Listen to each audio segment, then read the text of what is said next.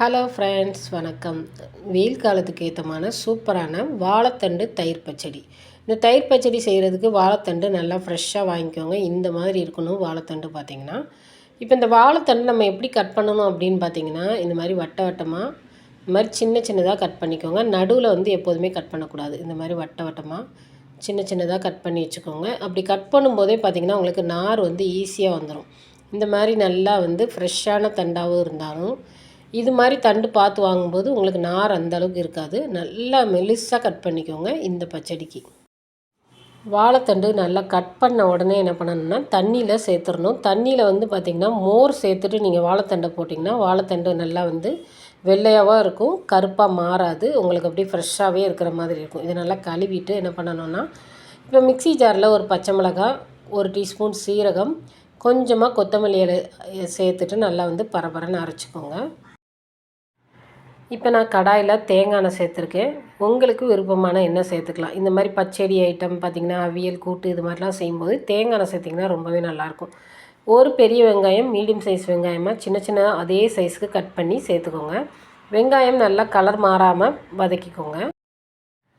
இப்போ நம்ம வந்து வாழைத்தண்டை இதோட சேர்த்துடலாம். மோரில் சேர்த்ததுனால நமக்கு வாழைத்தண்டு இந்த அளவுக்கு நல்லா வெள்ளையாகவே இருக்கும். அதனால தான் மோரில் சேர்க்குறது. இப்போ இதை சேர்த்துட்டு நல்லா வதக்கி விட்டுக்கோங்க. அடுத்ததாக நம்ம வந்து பச்சை மிளகாய், சீரகம் அதை நம்ம வந்து விழுது அரைச்சி வச்சுருக்கோம் இல்லையா, அதையும் சேர்த்துட்டு தேவையான அளவு உப்பு சேர்த்து ஒரு மூடி போட்டு ஒரு 10 நிமிஷம் நல்லா வந்து சிம்லே வந்து வேக விடுங்க. நல்லா வந்து தண்டு வந்து நல்லா வெந்துடணும். பார்த்தா மாவாக வந்து வாயில் போட்டால் வந்து நல்லா மாவு மாதிரி இருக்கணும். அந்தளவுக்கு தண்டு நல்லா வெந்துடணும். இப்போ நல்லா வாழைத்தண்டு வெந்துருச்சு, அந்த பச்சை வாசனையும் போயிடுச்சு. இப்போ நம்ம என்ன பண்ணணும் அப்படின்னா, முதல்ல தாளிப்பு கொடுத்துக்கலாம்.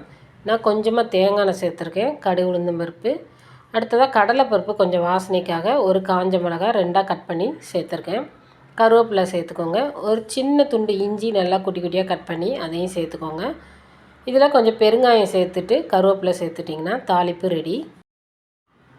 ஏற்கனவே நம்ம வந்து வாழைத்தண்டை நல்லா வேக வச்சு ரெடி பண்ணி வச்சுருக்கோம் இல்லையா, அந்த வாழைத்தண்டை வேறு ஒரு பாத்திரத்தில் மாற்றிட்டு நீங்கள் என்ன பண்ணணும்னா, தயிர் வந்து நல்லா கெட்டி தயிராக இருக்கணும். ரொம்பவும் புளிப்பு இல்லாத நார்மல் தயிராக இருக்கிற மாதிரி பார்த்துட்டு அதை நல்லா சேர்த்து கலந்து விட்டுட்டு நம்ம தாளிப்பையும் சேர்த்துட்டிங்கன்னா சூப்பரான வாழைத்தண்டு பச்சடி ரெடி.